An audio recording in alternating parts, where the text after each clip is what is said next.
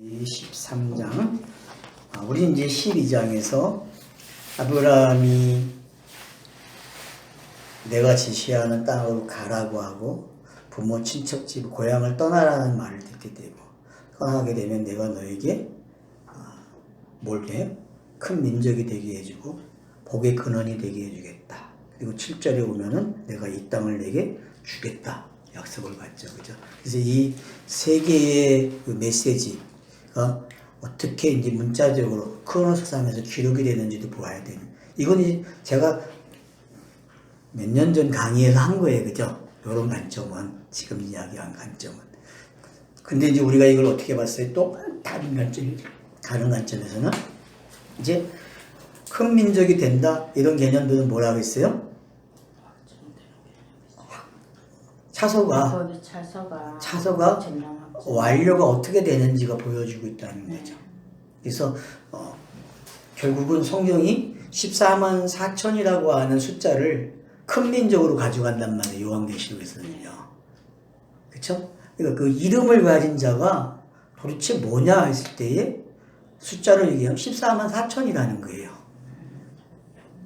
그런 것들이 지금 이 안에 다 들어있다는 거예요. 출발을 하면서. 그래서 너는 영생을 가진 자다. 그리고 너에게는 이런 복의 내용이 있고 너를 저주하는 자는 저주를 받는다. 그래서 아브라함에게는 이제 양날의 칼이 주어졌어요. 그러니까 우리도 마찬가지 아니에요. 이걸 진리를 딱 가지고 있는 사람들은 양날의 칼을 가지고 있는 사람들이 양날의 칼. 그래서 출발을 하는데 그때가 75세라 그래요. 7하고 5는 어떤 숫자예요? 절반에 왔던 게 7인데 7의 시간에서 절반에 온 거예요. 그러면 하늘의 쪽은 완성이 된 거예요. 땅의 거 남은 거죠. 그 땅의 거를 가나안에서 가르쳐 주겠다는 거예요. 땅의 거를. 그래서 하인하지 마서부터 시작되는 그 6제에서 10제까지 오는 그 계명의 내용이 바로 이 7과 5로 설명이 되고 있다는 거예요. 시작하겠다는 거죠. 그리고 이제 조카 룻이 딸려왔어요. 그래서 모든 소유를 이끌고 왔다. 가나안 땅으로. 그 모든 소유라는 건 뭐라고 했어요? 여운. 율법의 여운. 율법이 가지고 있는. 그래서 율법이 완성된 여운도 있고, 여기에는. 그래서 그거 가지고, 그게 식량이 노잣돈이라고 했잖아요. 제가 출발하는. 그런 느낌으로 읽으라고 했어요. 이 기분을. 그리고 이제 상선이 나무 딱 도착하니까, 어때요? 세겜이라는 장소가 성경을 한번 딱 찍어줌으로써 앞으로 세겜에서 어떤 일들이 일어나는지 지켜보라는 거죠. 그래서 성경이 세겜이라는 장소에서 많이 기록이 된다는 거예요. 기록량이. 여러분들이 그래서 세겜이 신약에서 어떻게 등장하는지 꼭 찾아서 저한테 이야기하셔야 돼요. 신약에서 세겜이 바로 이 장소다. 자, 그 다음 보세요. 그리고 나서는 이제 제단을 쌓고 거기서 그러니까 베델로 이동을 해요.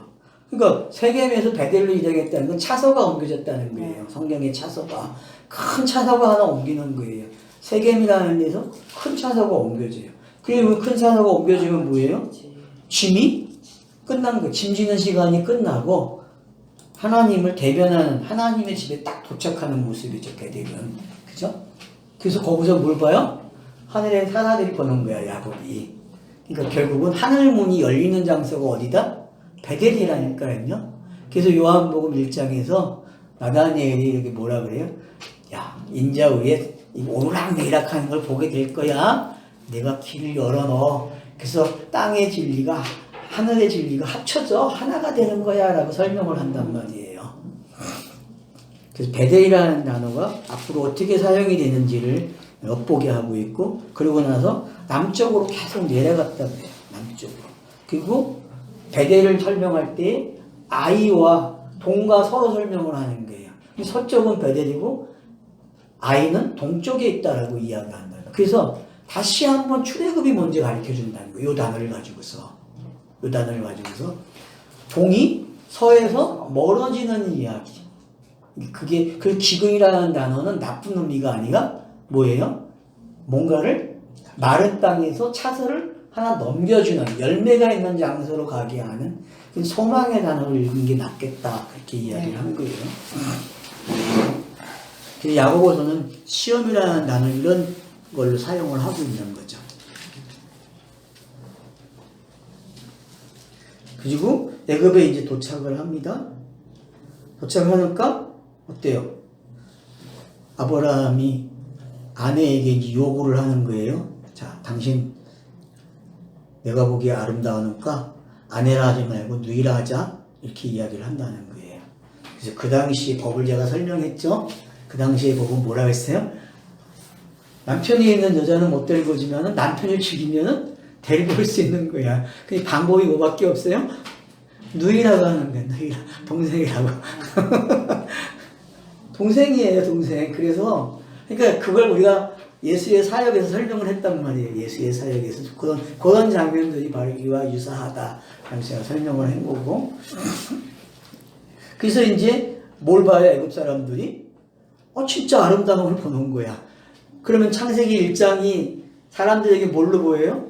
그 아름다움으로 본다니까요. 그 아름다움. 그래서 많은 종교인들에게 우리가 믿는 하나님은 창조주 하나님이야 이러면은 그 사람들이 뭐야 기가 팍 죽어가지고 신노릇을 진다고 그러는 신놀이를 한다니까 인간들이 그런 내용들이 지금 여기서도 엿볼 수 있다는 거죠. 그게 다는 아니고 제가 하나의 예를 이제 든 거예요. 그렇게. 자, 그래서 이제 이야기가 정리가 돼요. 그래서 결국은 애굽의 사람들이 재물을 나눠요. 그걸 가져가기 위해서. 재물을, 그러니까 거기에 아름다움이라는 누이와 관계된 재물을 딱 내놓는 거예요. 이들은 요 정도의 소견을 가지고 사는 거죠. 그죠? 애굽 사람들이 들킨 거예요, 지금. 자기들이 신간이 이렇다라고 내놓는 거예요. 그러니까 율법이 한 일이 뭔지 이제 알게 되는 거죠. 그죠? 누이라는 율법이 그들로 하여금 눈이 밝아지게 했다니까. 눈이 밝아지게 해가지고 어떤 일이 일어나요? 들키는 거야. 고발을 당해서. 그래서 지성소의 문을 열어줘요. 애굽의 문이 바로의 궁전이 열린단 말이에요. 지성소가 열리니까 바로가 보기 시작해. 뭐로요? 저거 아내네. 누이가 아니고 아내야. 상황이 역전되는 거예요. 천지창조가 뭘로 보여요? 내용이 있어. 내용이. 진의의 내용이 있다는 걸 바로가 딱 본다니까요. 바로가 보는 순간 어떻게 돼요? 아브라함을 불러가지고 이야기하는 거예요. 너 왜 이런 일을 했어? 그러니까 저기 가면 뭐라 대답해요? 20장 가면은 내가 하나님의 선지자야 라고 대답을 한다. 거기서는. 여기는 다 생략됐어요. 그런 것들이. 왜 생략됐는지도 이제 한번 생각해 보면 좋죠. 문자적으로 검색을 해보면은. 이제 그건 여러분에게 남기는 숙제고, 제가 왜 먼저 다 이야기한 거기 때문에, 지난번에 설명할 때. 요번에는 이제 그래서 다르게 설명이 들어온 거예요. 먼저 본 시각에서 업그레이드가 된 거죠. 자, 그래서 이제 돌려보냅니다. 그래서 아내와 소유를 보내주는 거죠. 그래서 이제 13장 1절에서 뭐라고 하냐면은 아브라함이 애굽에서 그와 그의 아내와 모든 소유와 녹과 함께 네겝으로 올라갔다. 위에서는 남쪽이라고 번역을 해놓고 슬그머니 또 여기 네겝이라는 단어를 써버려요. 참 고약하죠, 그죠? 성경 번역자들. 아니 그냥 남쪽 하면 얼마나 좋아. 맞잖아요. 네? 그러니까 번역자들이 얼마나 이 책을 읽기 힘들게 하는지 알겠죠. 똑같은 그 단어인데. 네, 똑같은 단어를 갖다가 한쪽에서는 남쪽을 하고 번역을 하고 올라갈 때는 또 네겝이라고 번역을 해요. 뭐 다른가요? 남쪽, 우리말로 남쪽 하는 거하고 네겝이라는 언어를 써주는 느낌이 달라요? 그러니까 번역자들이 실수가 뭔지 알겠죠. 번역자들이 일치하지가 않는다는 거예요. 데이터가 없다는 거예요. 옛날에 컴퓨터가 없어서 그런가 봐요. 그 한글 개혁에는 남방이라고 이렇게 했네. 그쵸. 요 개정은 이제 또 네겝이라고. 그러니까 참 못된 짓을 한 거죠, 이게 지금. 그럼 둘 다 네겝으로 찍어야죠, 그죠? 둘 다.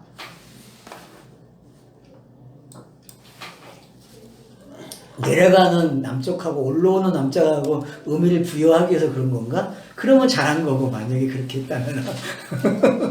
그죠? 내려가는 남쪽하고 올라가는 남쪽하고 마른 땅을 설명하는데, 맞죠? 내려갈 때 마른 땅하고 올라올 때 마른 땅은 다르거든요. 소유하지 못했는데 여기서는 소유를 하고 올라가는 거죠. 그러니까 이제 그게 그러면 이제 애굽의 시간이 끝난 걸 가리키는 거잖아요. 소유라는 개념이나 그런 것들은 애굽을 끝낸 거예요. 네. 차소가 하나 끝난 거죠. 남방이라는 개념이 좀 남쪽 그런 개념이 있으니까 여기서 남방으로도 올라갔다 좀 하기엔 좀 그런가 그러니까 얘기를 했네요. 하여튼 뭐 물어봐야죠. 번역한 사람들이 왜 이렇게 했는지, 왜 옛날 그대로 놔두지 않았는지. 롯이 하여튼 올라갔다는 단어는 재밌는 단어라는 거겠죠. 네. 성경에서 올라갔다는 얘기는 올림죄고 결국 뭐예요 그게? 이제 영단번이라는 거죠. 네. 영단번을 통해서만 올라가는 거니까. 그러면 애굽에서부터 어떤 일을 왜요? 영단. 그러면 이제 예수의 시대에 태어나자마자 애굽에서 불렀다고 하는 게 기록을 하면서 응답이 됐다, 성취됐다고 기록하잖아요. 이 서신, 이 공간복음서에서 애굽에서 불렀다는 걸 성취됐다, 성경이 이루어졌다라고 이야기한단 말이에요. 마태복음에서. 그런 것들이 뭔지 이해가 되는 거죠. 이런 단어들 속에서 올라갔다는 이야기는. 자, 아브라함이 가축과 은금과 금이 풍부하였더라. 내용물이 많아진 거죠. 성경의 양이 표피에서 진위까지 알면 내용이 어떻게 돼요? 많아지잖아요. 부자가 되니까 어떤 건지 아셔야 돼요. 근데 이 부자도 율법의 부자로만 읽으면 안 된다는 거야. 이 부자에는. 그래서 분량이 제가 100에 100이냐 200이냐 300이냐 그러잖아요. 300에서 보는 이 부자의 내용은 다른 거란 말이에요. 100에서 볼 때하고. 그걸 여러분들이 참고하시란 말이에요. 이것도 보는 시각이 어떤 건지. 예를 들어서 애굽에서 보는 것하고 광야에서 보는 거하고 가나안 땅에서 보는 거하고 이방 땅에서 보는 차원이 다르단 말이에요. 이게. 하여튼 배가 불러졌어요. 그죠? 네? 그래서 배가 불러졌으니까 문제가 생겨요, 안 생겨요? 네? 뒤에 이제 보니까 그가 네겝에서부터 길을 떠나 베델에 이르며 베델과 아이사이 곧 전에 장마셨던 곳에 이르니. 자, 이 말은 뭐예요? 내려가다 올라오는. 자, 차원이 달라지는 거예요. 자, 애굽을 한번 걸쳐 오면은 그 12장의 앞에서 요 과정이 설명이 됐었잖아요. 근데 요 과정이 뭘로 해석됐다는 거예요? 애굽을 통해서 건너오면서 히브리라는 개념이 들어오고 그 개념이 되니까 어떤 게 돼요? 요 장소가. 우리가 진위로 본 장소, 진위도 설명했잖아요. 그 내용이 성립이 되는 거예요, 이제. 표피적인 것이 올라오면 어떻게 돼요? 진위로 봐지는 거예요, 진위로. 왜? 애굽이라는 과정을 거쳤기 때문에. 그래서 한 차선을 넘어선 거죠. 그러면 이제 광야 이야기가 시작되는 걸로도 볼 수 있는 거죠, 이 이야기가. 네.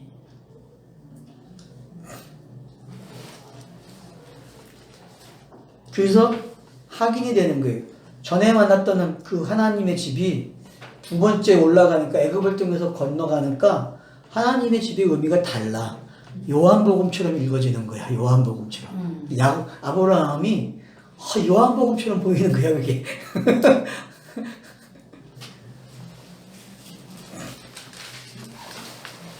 그가 처음으로 제단을 쌓은 곳이라. 그가 거기서 여호와의 이름을 불렀더라. 이렇게 똑같이 기록하는 이유가 있죠. 그쵸? 내려올 때 올라가는 방 다 똑같다는 거예요. 성경이. 그러니까 왜 창세기 1장에서 1절에서 에트가 두 번 사용되는지가 여기에 명확하다는 게 내려오고 올라가고.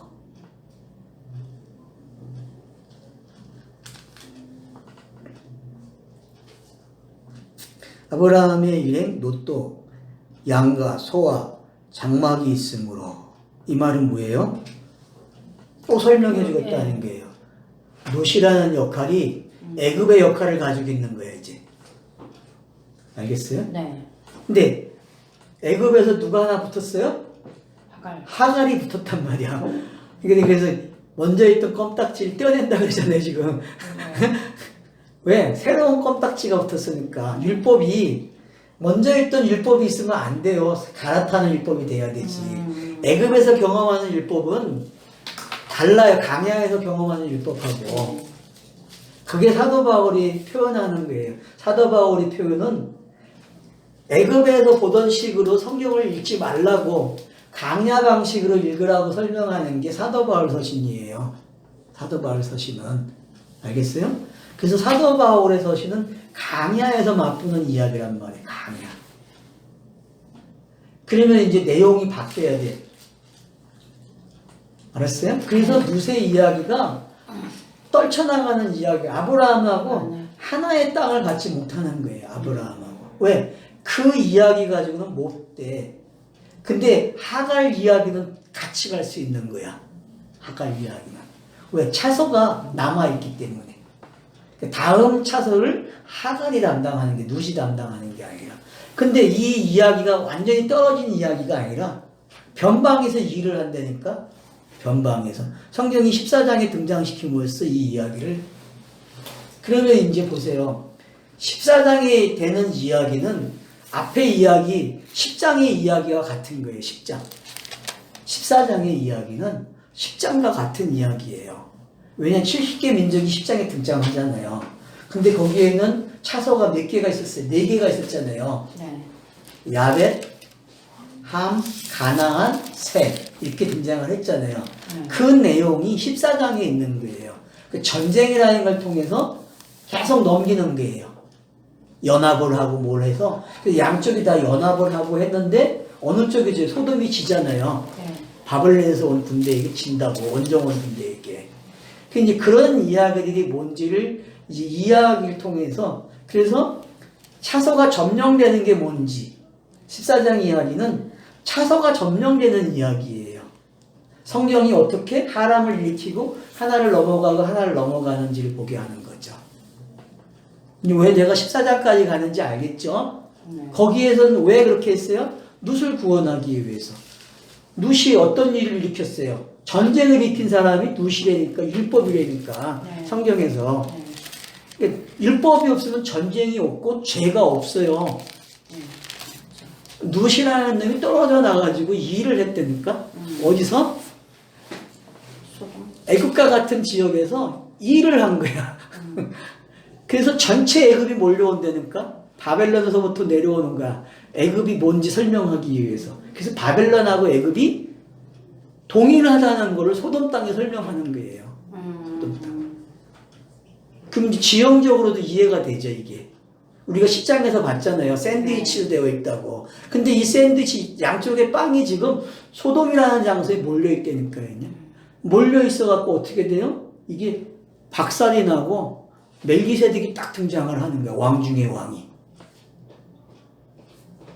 그럼 아브라함이 결국 어떤 상징을 가지고 있는 거예요? 왕 중에 아브라함만이 뭘 만날 수 있다? 왕 중에 왕을 만나는 거예요. 왕 중에 왕을. 아브라함. 그러니까 하람이 일어나는 사람만 뭘 만나요? 왕 중에 네, 왕을 만난다니까? 살렘왕을 만나는 거예요. 살렘왕을.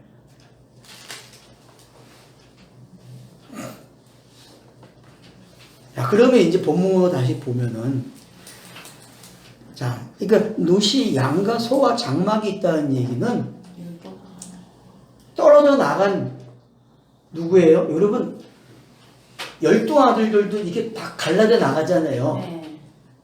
그와 같은 거예요. 그러니까 지금 룻은 다시 이방이 되는 장면이에요. 이방. 그래서 모압과 암몬이 등장하는 거예요. 그러니까 성경에서 이 가족들 중에서 제일 처음 이방인이 되는 사람이 누구야? 룻이고 또 이 룻을 더 위로 올라가면 누구예요? 가인이야. 가인. 가인. 이게 이방인 관점이라. 가인도 이방인 관점에서 보여지는 거죠. 그래서 이방인이 구원을 얻는 이야기가 되는 거예요. 그래서 가인이. 근데 가인이 이방인이 되려면 어떻게 뭐가 돼야 돼요? 선민. 네. 선민 이스라엘 아벨을 죽여야 된다니까? 아벨을 죽여야만 이방인이 되는 거예요. 그 이스라엘이, 선민 이스라엘이 사라지는 이야기라니까. 아벨이 죽는 거는 다른 관점에서 보면은, 여기쯤 와서 보면은 그렇게 보여야 된단 말이에요, 이야기가. 그러니까 이제 많아졌다는 이야기는 나름대로 뭘 가지고 있는 거예요? 지식이 있는 거예요. 어떤 지식? 여호와에 대한, 하나님의 엘로힘에 대한 지식들이 네. 너 또 가지고 있는 거예요. 그러니까 떨어져 나가는 거야. 네.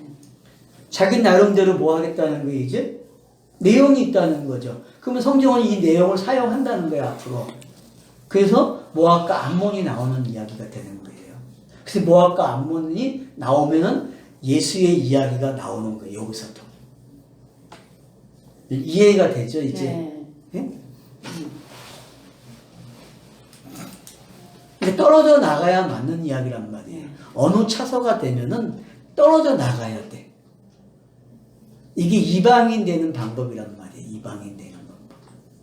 그러니까 성경이 이방인 되는 방법을 지금 가르쳐 준 거예요. 어떻게 하면 된다는 것을. 그래서 그 땅이 그들이 동거하기에 넉넉하지 못하였으니 이는 그들이 소유가 많아서 동거할 수 없음이더라. 그러니까 요 말이 이제 뭔지 이해가 되죠? 롯이라는 친구가 어떻게 해요? 조카가 아니야 이제. 뭐가 돼버렸어? 또 하나의 사람이 된 거야. 아브라함 때문에 또 하나의 사람이 된 거야. 그러면 그 또 하나의 사람이 된 것을 14장에서 설명하고 19장에서 설명을 하는 거예요. 이렇다는 것을. 이해가 되시죠? 예? 이방인이 결국은 이방인이 어떻게 됐고 이방인이 왜 구원을 받아야 되니 왜 복음을 접해야 되는 그 과정이 여기에 설명이 되어 있다는 거예요. 시작이 됐다는 거예요, 벌써. 네. 그러니까 껌딱지 떼낸다는 말이 이제 뭔지 이해가 되죠? 네. 껌딱지 떼내는 순간 이방인이 되는 거야. 그러니까 그러면은 보세요. 성경 이야기가 제가 그랬잖아요. 골육에서 시작이 해가지고 그죠? 하나의 골육에서 시작해서 어떻게 해요? 떨어져 나왔죠. 아브라함이. 네. 떨어져 나왔는데 여기에 혹이 붙었어. 껌딱지가. 근데 아브라함이 애굽을 갔다 오니까 어떻게 돼? 요 껌딱지가 떨어져 나가야 이유가 생긴 거야. 왜? 요 놈이 배웠어. 복음을 알았단 말이야. 그렇죠. 그러니까 여기 이방인으로 나가는 거예요. 이방인으로.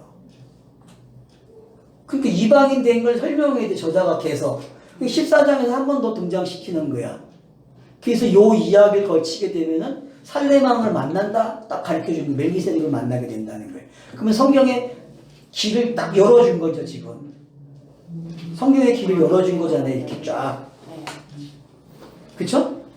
멜기세덱이 등장하려면은 아브라함만 있어갖고 안 된다는 거야. 어떤 이유가 있어야 돼. 어떤 이유?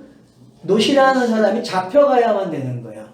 잡혀가서 아브라함이 점령하고 돌아올 때 만나는 거야. 그러면은 공생애가 끝나는 이야기가 되잖아요. 예수가 승천한 이야기까지 온 거예요. 그러면 멜기세덱이 딱 등장하는 거와 같은 이야기가 된다고. 이 이야기가 지금. 집에 가서 요 이야기를 다시 들어보세요. 그러면은 아마 쏙 들어올 거야. 지금 그러면은 차서가 왜 그렇게 기억이 되는지 이해가 되실 거예요. 그러니까 제가 지금 앞으로 있을 이야기들이 이렇게 읽어져야 된다고 이야기하는 거예요. 그래서 왜 모압에서 눕기서가 나와가지고 결국 유다 지파를 연결하고 있는지 거기서 그래서 왜 마태복음 1장에서 롯이라는 사람이 등장하게 되고 그게 왜 여인의 후손 속에 여자로서 있는지 알겠죠. 그래서 여자는 뭘 잉태해야 돼요? 아들을 잉태하는 거예요. 그래서 하와라는 이름이 그런 이름이란 말이에요. 그래서 창세기 마태복음에 나오는 여자 5명은 뭐예요? 살인하지 마, 간음하지 마. 이게 다 뭐예요? 열매를 내놓는 거예요. 예수라는 열매를 잉태해가지고 이 여자가 맞죠? 살인하고 간음하고 하는 이야기가 다 이 여자 속 내용에 있어요, 없어요? 있어요. 역사 속에 이 여자들 내용에 다 들어있다니까? 네. 맞죠? 네. 제가 거짓말 하는 거 아니야. 이 여자들 가서 조사해보라고. 간음하는 이야기 누구예요? 바세바잖아. 제가 응? 그죠? 살인하는 이야기 누구예요, 여러분? 살인하는 야합인가? 그러니까 여러분들이 이렇게 따져보라고 가만히 집에서 묵상을 하란 말이야. 아, 그러면은 거짓말하는 여자가 누군지. 그거 뭐야, 가쪼레. 왜? 그러니까 그런 걸 따지면은 그 안에 지금 이 여자가 아래에 5개명을 어떻게 가져왔는지 안 되는 거 아니에요? 그래서 예수가 태어나는 거야. 왜? 예수는 이 5개명을 가지고 와야 되기 때문에, 완성시켜야 되기 때문에, 땅에서. 그 땅에서 완성되는 사랑 이야기가 어떤 건지 여러분이 이 5 여자를 알아야 된다는 거 아니에요. 그러니까 마태복음 1장이 얼마나 신비한지 알겠죠? 뭐 우리는 그냥 이방인 5명이 들어왔다, 지저분 여자들이 5명이 들어왔다, 이런 족보가 없다, 뭐 막 자랑하잖아요. 그런 내용이 아니라니까 지금. 성경이 얼마나 기가 막히게 정렬을 해놨는지 봐야 된다는 거예요.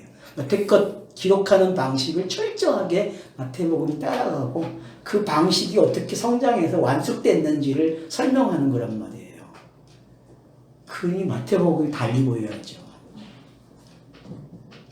이렇게 읽어줘야 돼, 성경은요. 막 생각나게 우겨납니까? 진짜 성경이 막 꿈틀꿈틀 거려요, 이제? 그러니까, 소유가 넉넉하다는 이유가 어떤 거고, 그래서 동거하기가 넉넉지 못했다. 그래서 동거할 수 없다. 이유가 뭔지 알겠죠?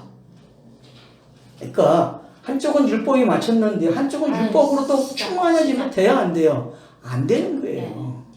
그래서 떼어내야 돼. 떼어내. 그러니까 율법의 속성이 여기서 잘 드러나는 거예요. 율법이 뭔지.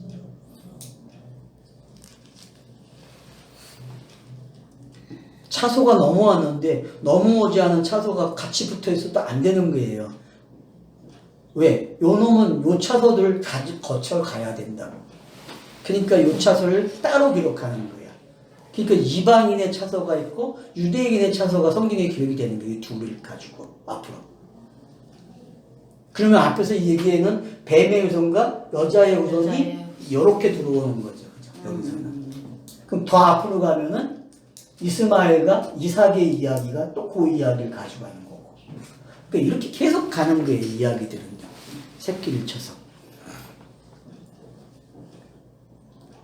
자, 그래서 이제 12절에 보세요.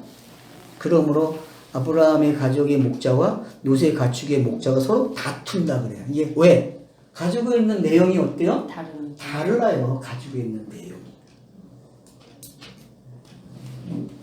충돌이 일어난단 말이에요. 차소가 넘어가야 되는데 차소들이 다르게 이해가 되는 거예요. 이 넘어오는 차소를. 한 사람은 강야의 차소도 보는데 이놈은 애굽의 차소만 계속 이야기하는 거야. 그러면 어때? 이야기가 돼야 안 돼. 싸움이 일어난다니까. 그런 이야기들이 지금 여기에 나오는 거예요. 동거할 수 없는 거죠. 그것도 지금 목자들이 어떤 위치에 있는지 알겠죠? 왜 가축의 목자가 나오는지 이제 알죠? 그러면 목자 이야기는 다 양치기 이야기, 그러면 내가 선한 목자라는 이야기 속에 종결되는 거잖아요. 그죠? 요한복음 10장의 선한 목자 이야기가 거기서 이 이야기가 거기서 종결이 된다니까. 왜 다퉜는지 알게 되고. 그러니까 복음의 차서를 넘겨주길 잘하는 사람이 선한 목자예요. 그걸 참 선지자라고 이야기하는 거고, 성경이.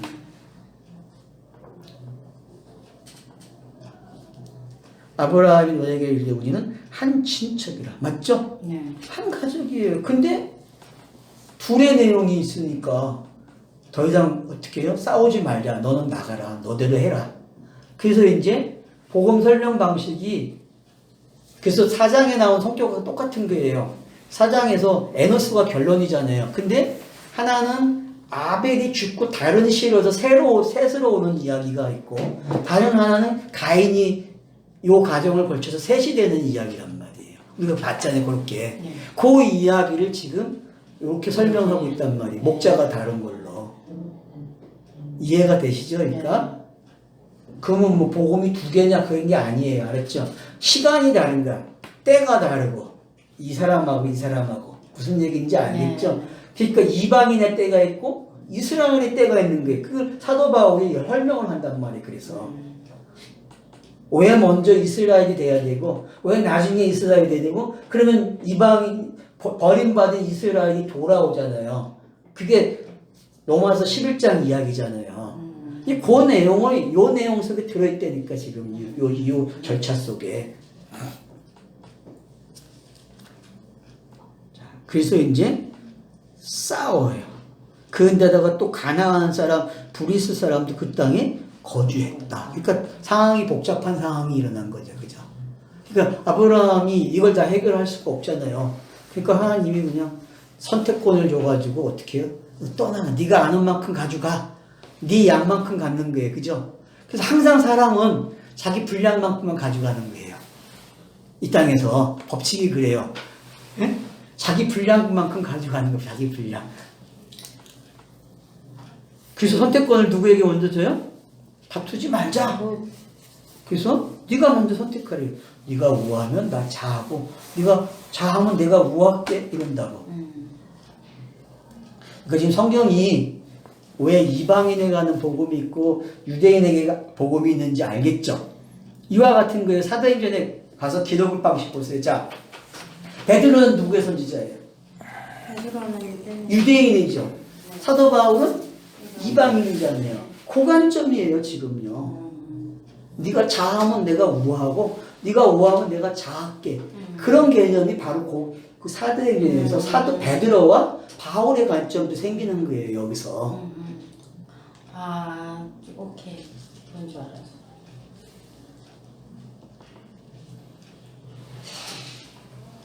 지금 어떤 사람들은 아브라함이 교만하다고 이야기해. 자기 마음대로 이렇게 결정을 한다고. 양보한 거지. 조건이 됐는데 양보한 거. 그러니까 그 양보라는 개념이 어떻게 이해가 되느냐는 거죠.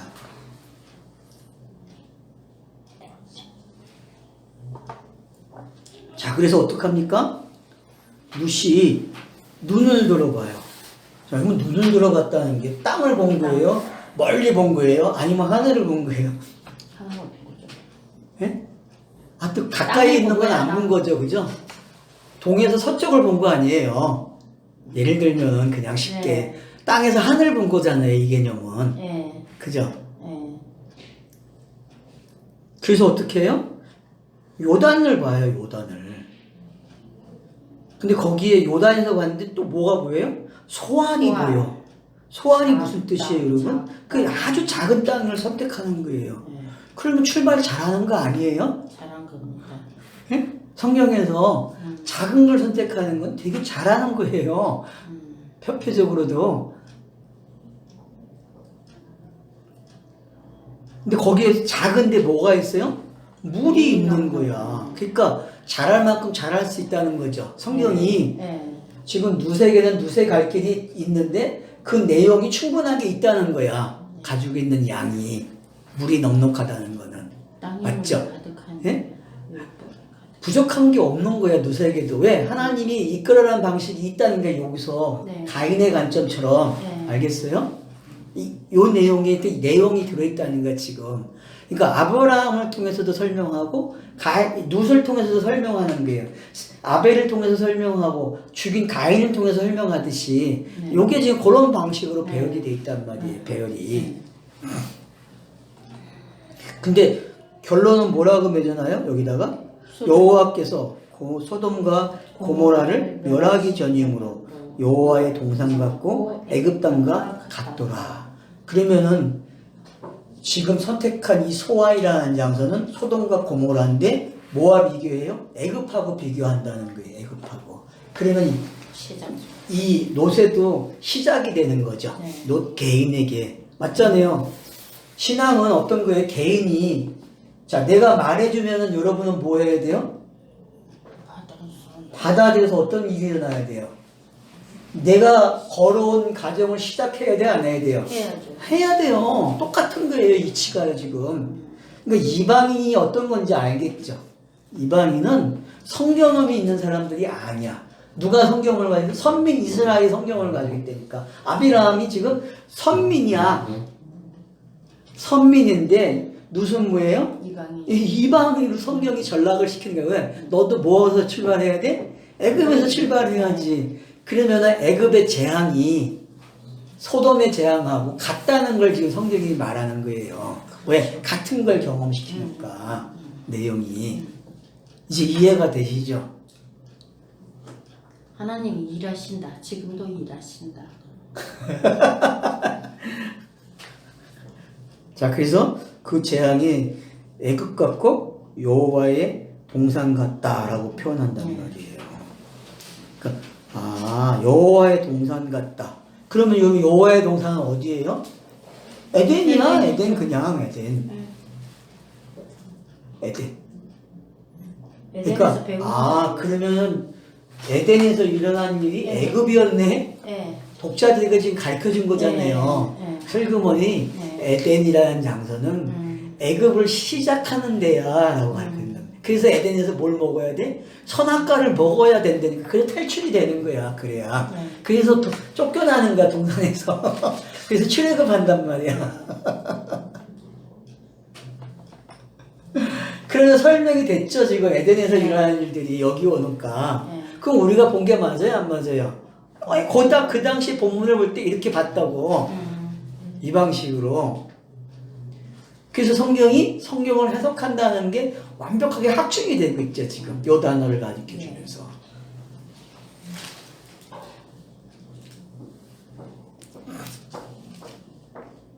그러니까 여호와의 동산 에덴은 뭐와 같다?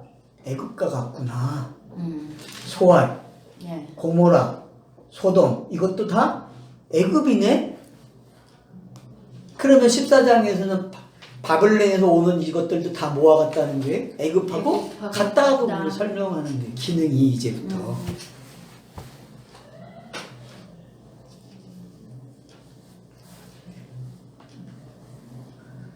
그러므로 롯이 요단 온 지역을 택하고 동으로 옮기니 그들이 서로 떠난지라. 자, 동으로 간 게 이제 뭔지 우리는 알잖아요. 그죠? 네, 시작하는 시죠. 출애굽에서 끝나서 강야 생활을 마치면 어디로 가요? 동으로 가잖아요. 그죠? 동으로 가야만 그래야 요단강을 건너간단 말이에요. 요단강을. 그러면 롯이라는 사람이 요단강을 언제 건너가요? 예?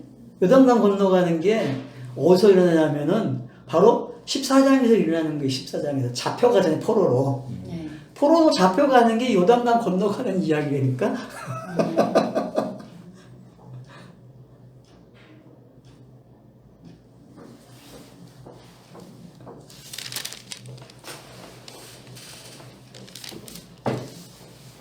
요단강으로 건너간다는 거는 이제 곧 이동했다는 거는 서쪽으로 가기 위한 장소잖아요. 그렇죠?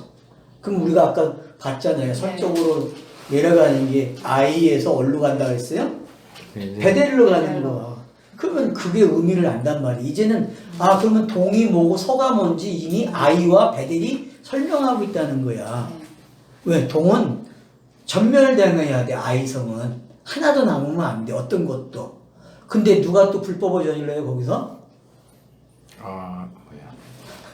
누구? 아이성에서의 그 범죄자 유다 자손 중에서 아간이라는 사람이 범죄하는 게 그러면 거기에서 또 설명이 된다는 거예요. 이게 뭔지 이제 알겠죠?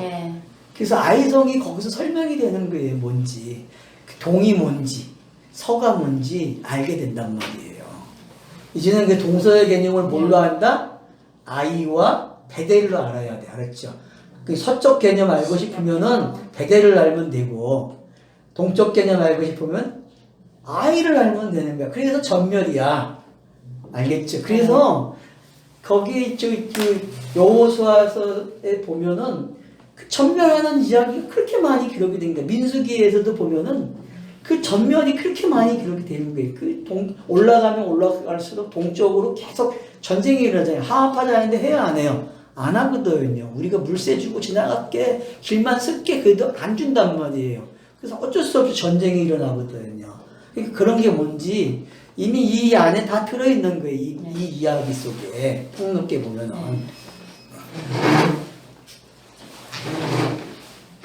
그래서 아브라함은 가나안 땅에 거주하였고 무슨 그 지역 도시를 머무르며 그 장막을 옮겨 소돔까지 이르렀더라. 자, 그 다음에 13절에 결론을 내려놓죠. 소돔은 사람은 여호와 앞에 악하며 큰 죄인이었더라. 그래서 아이성의 역할이 여기서 나오는 거예요. 아이성. 아이는 왜 전멸이 되었냐면 이런 특징을 가지고 있는 거예요. 이런 특징. 동쪽은. 알겠죠? 네? 오늘 여기까지만 보면 되겠네요.